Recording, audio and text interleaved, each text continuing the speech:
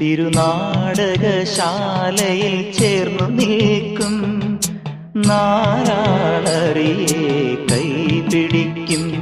തിരുനാടകശാലയിൽ ചേർന്നു നിൽക്കും യമുന നദിയായി കുളിരലയിളകും നിലവിൽ അമ്പലപ്പുഴെ ഉണ്ണിക്കണ്ണനോടു നീ എന്തു പരിഭവം മെല്ലയോതി വന്നുവോ.